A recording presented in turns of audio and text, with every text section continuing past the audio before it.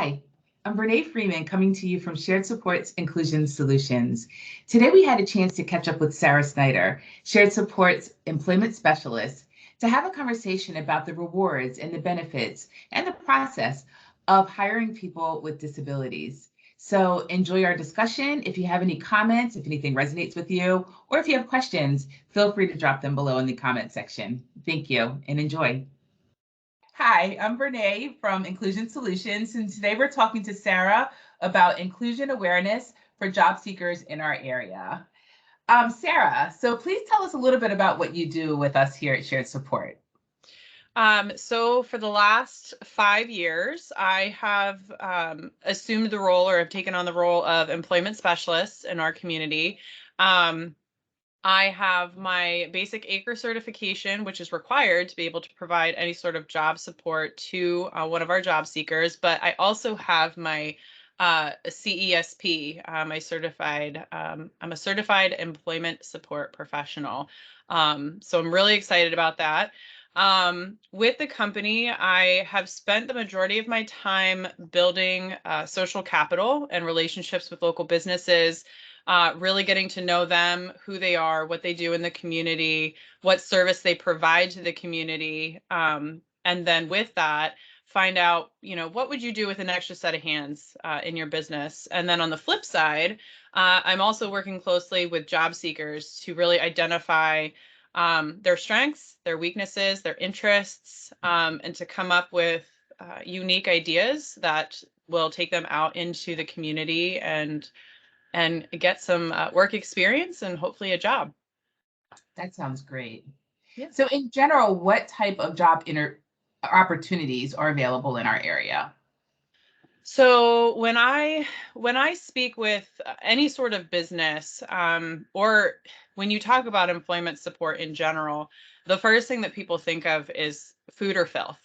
They think of the food industry or the filth industry, cleaning and fast food, which I'm not knocking that at all. I think they're essential jobs. And I personally enjoy fast food. My kids enjoy fast food. So, we need those businesses. But it's usually the jobs that nobody else wants to do. Cleaning at McDonald's or cleaning the cabins at Knoebels or, mopping up messes here and there. So that's typically what we see. And what I try to do through my business connections and relationships is over time, going into a business and being able to look at what's happening and potentially create a job that will allow them to utilize their business professionals in a different way. And we've seen an increase in productivity as well as an increase in revenue for those businesses because they're not wasting their time doing this. They have somebody helping here. And that's not to say that those jobs, again, aren't important, but oftentimes we don't think about those things that pile up and what somebody could help us with 1 or 2 hours a week. Yes, and I've been seeing that just in reading about the topic, Mm-hmm. where a lot of businesses are really benefiting from, for one, having jobs. Well, they're no longer job seekers, but those employees forward facing. Yeah. Is helping their customers to understand that, we as an organization support diversity, Yeah. which will make the customers come. So Yeah. that makes a lot of sense, what you just said. Yeah. So, but unfortunately, a lot of times, our job seekers are just underemployed or unemployed.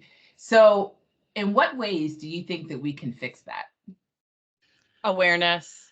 It's really awareness. I find the most success with managers and owners of a younger generation, primarily because when I was in school, grade school, um, they were kept in a different area. They were in a different part of the school. We didn't really see them. We didn't interact with them. Unless you were part of a special program where for lunch you could go down and spend your time with them, play games, whatnot. But I feel like the older generation is just not aware. If you look at the history of IDD, the older generation was told, well, put them in a farm, put them in an institution, put them in a school, and these places were underfunded. And you see a lot of really unfortunate things happening there, but it wasn't something that that generation was used to. And so when I'm working with someone who went to school when inclusion was starting, and we're even seeing that now, that full integration where it's just common, like, they're like you and me, nobody calls me out because I wear glasses. Right. We don't talk about my ocular disability or anything like that.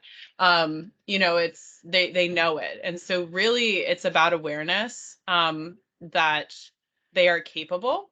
They are willing to work. They, in some cases they don't have to because they receive some sort of funding, but they want to because they see that it's part of contributing, being a member of their community, um, but also awareness of the types of programs that are out there for support. Like, you're not in this alone. I'm not going to put a job seeker in your business and expect you to figure it out. They're coming with a job coach that we are providing and that we pay for, to help keep them on task and to meet your expectations. And so, I'm working on some opportunities to talk with local Kiwanis clubs, Rotaries.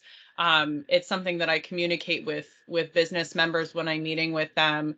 And honestly, my favorite quote, and I use this in any presentation I ever do, Robert M. Hensel said, "The greatest disability in our society today is the inability to see a person as more." And I think it just kind of nails it on the head. Like, they're able, and let's look at them for what they can bring to the table and less about, what is keeping them from doing the job that like you and I would. I got you on that. And I'm going to ask you a little bit more about those supports. Sure. But I just want to share one statistic that I found that I just thought was amazing. So we know that employers sometimes they have retention problems, Mhm. probably more so now than in the past because people just don't stay at jobs like they used to. Yeah.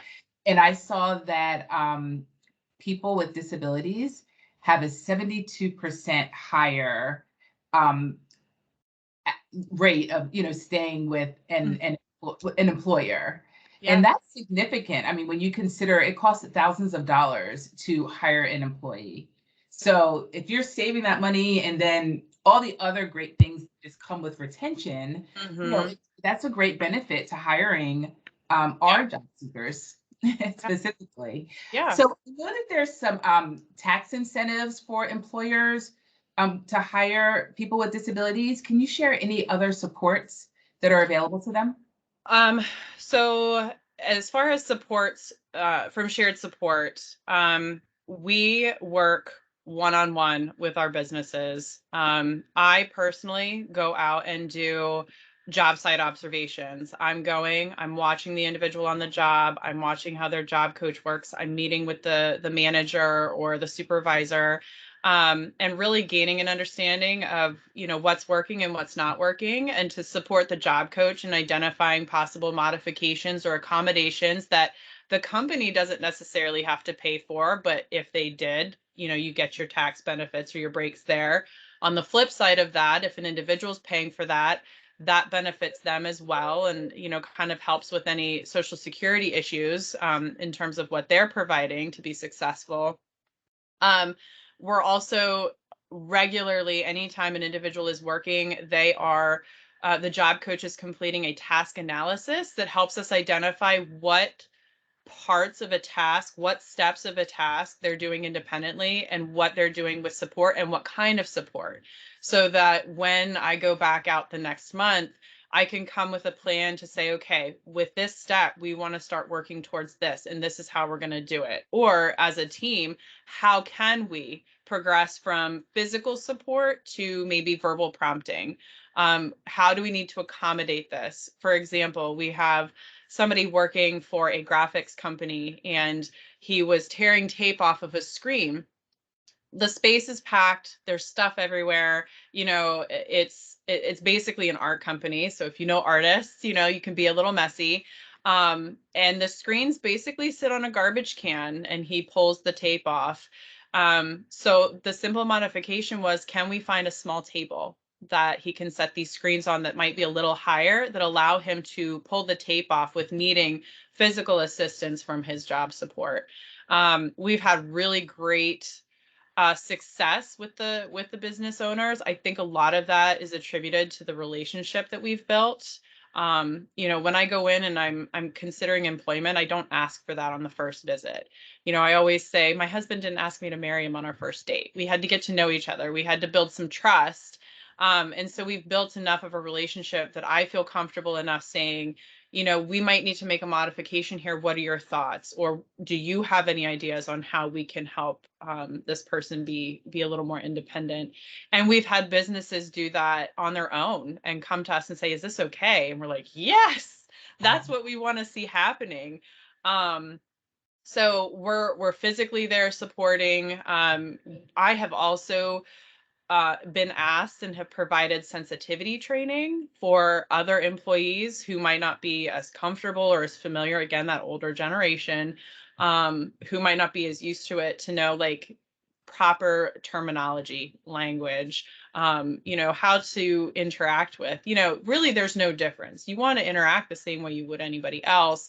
However, businesses are asking for it because they're not sure. They're not comfortable enough yet. So I want to be that person to help kind of be the support for them until they're ready to say, I think we're good. I think we got this. And then it becomes more of like an as needed.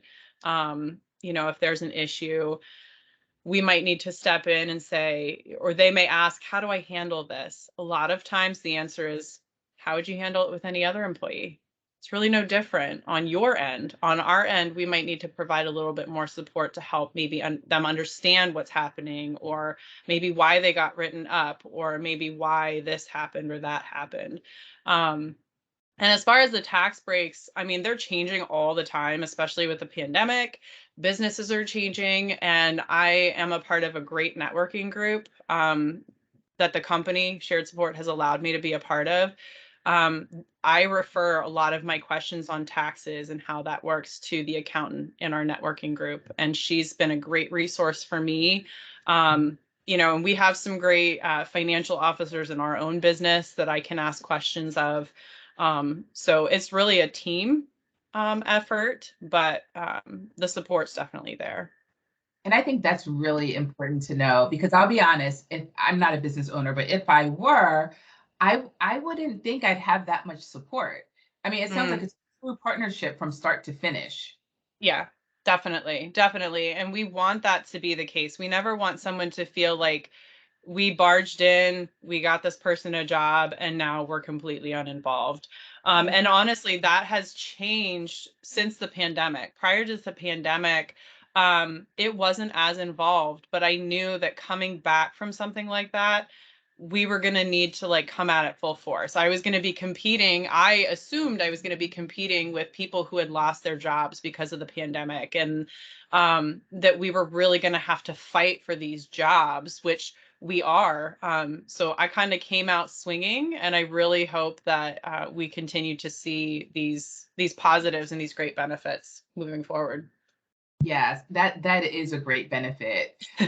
We touched upon other benefits as well, because just, as I was reading about this topic, I saw that, there are companies that have a commitment to hiring people with disabilities. And it's because, one, obviously it's the right thing to do, but also because they see the increase in productivity, increase Mhm. in morale.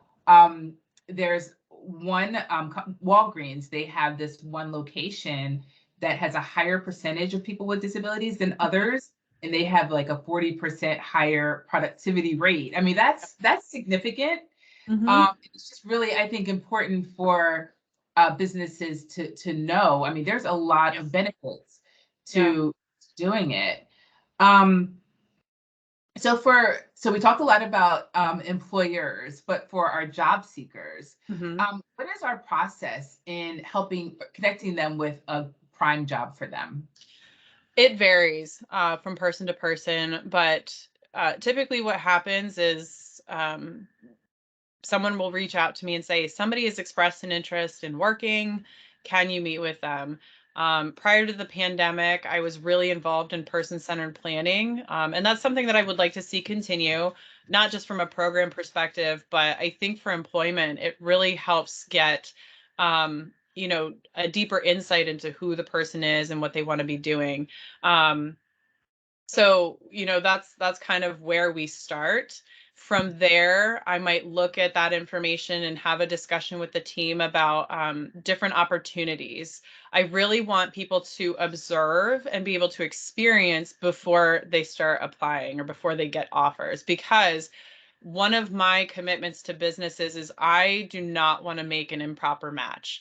Even if I'm ready to hire tomorrow and I've got somebody who wants to work, if it doesn't match, if it doesn't work for both of them, it's not going to be successful.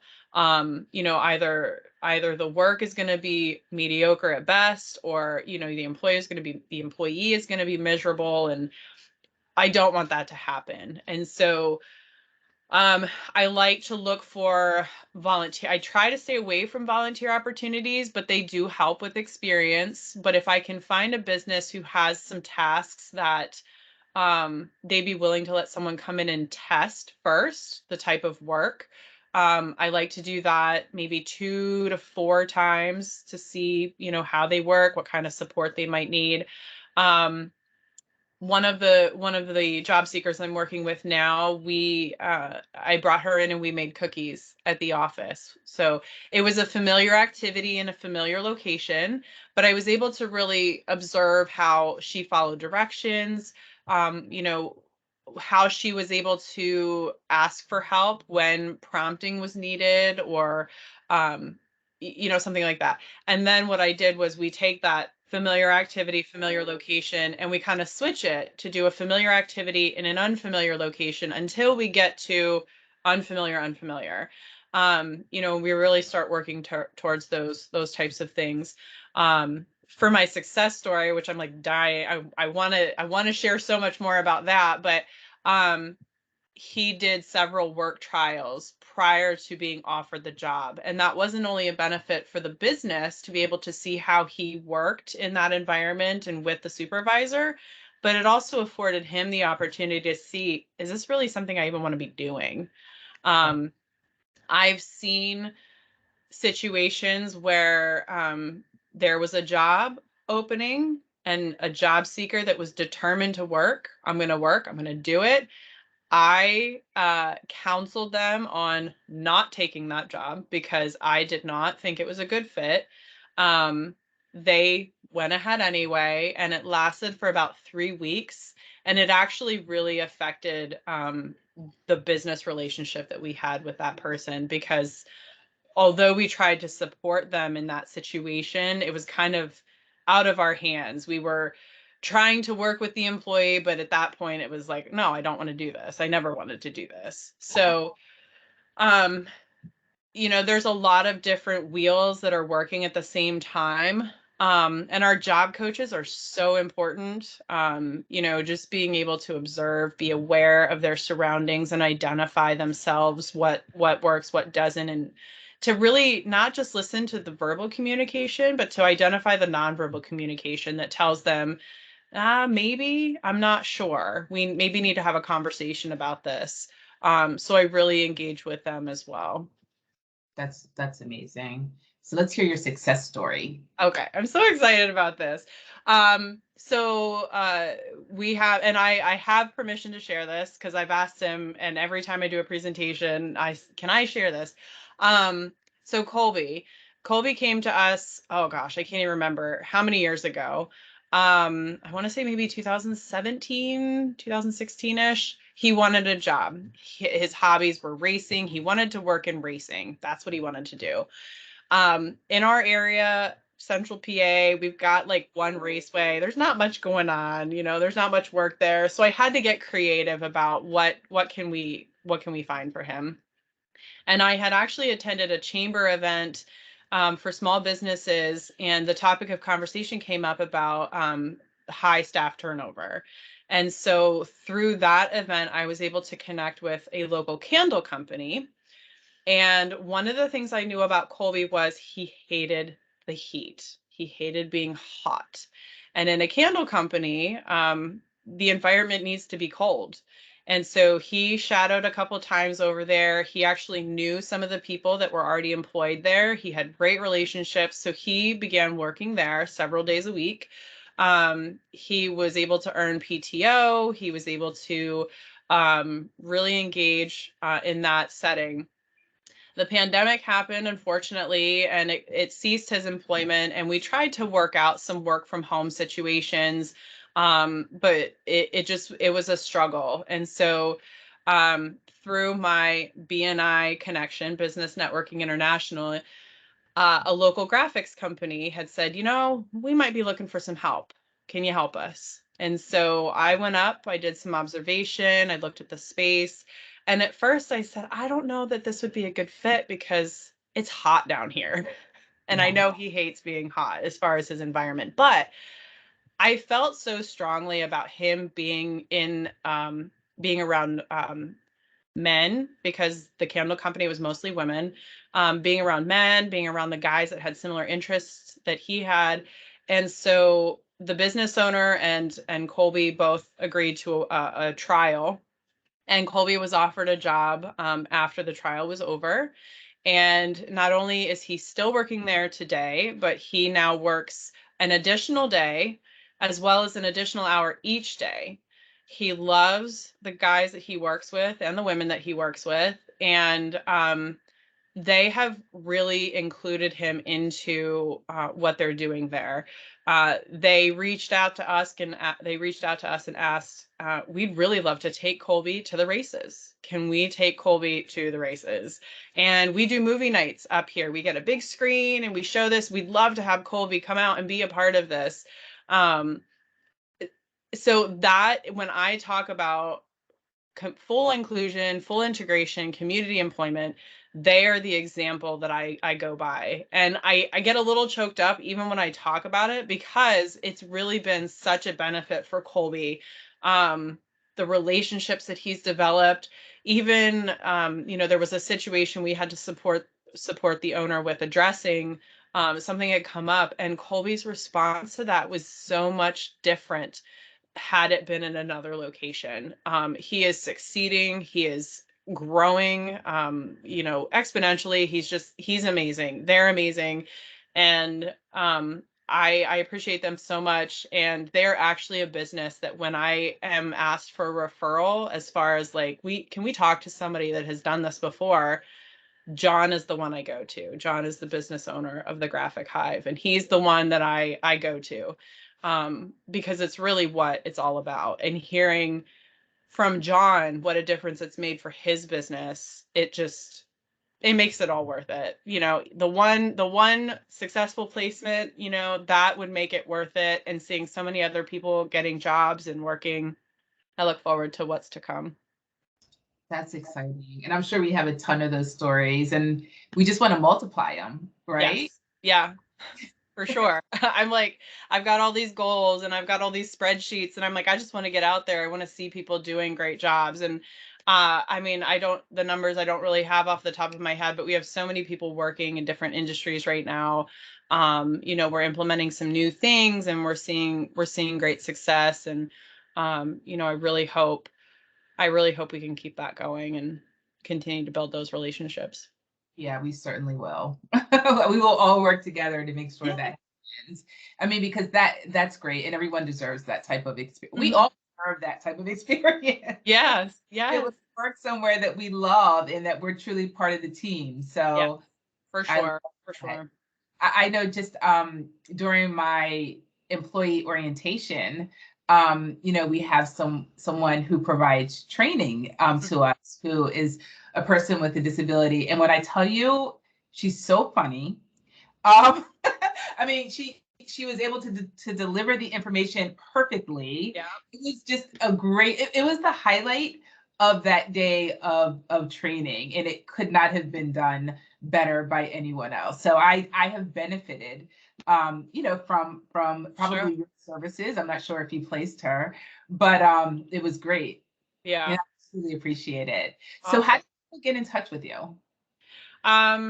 So, I mean, really, email, phone call. I try not to do a lot of cold calling. I really build off of either my social capital, people I know, businesses I know, and then I extend from there. Several years ago, I had a meeting with our CEO, um, our entire admin team, and I gave them social capital charts. And I said, "All right, I want to know who you know." Um, give me that information, and they don't have to meet with me to talk about a job.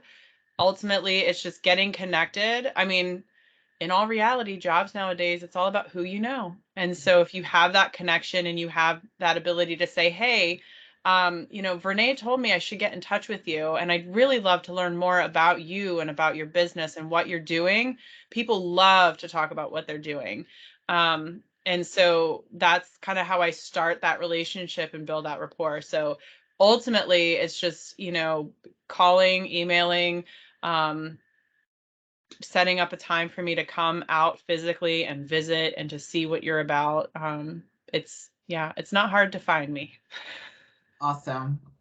So everyone reach out to Sara so we can multiply those numbers. Thank you so much. Do you have anything else to add?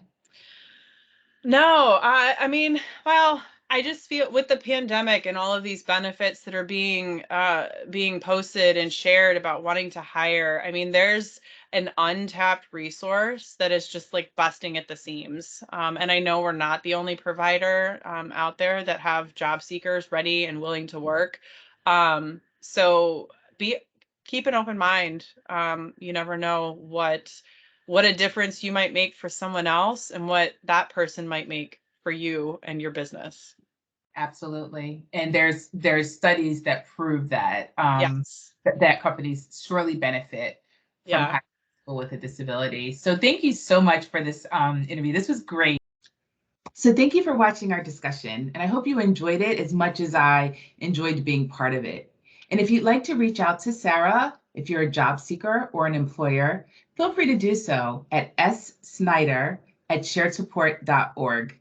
And remember, subscribe to our channel so that you'll be notified when we upload videos. Thank you.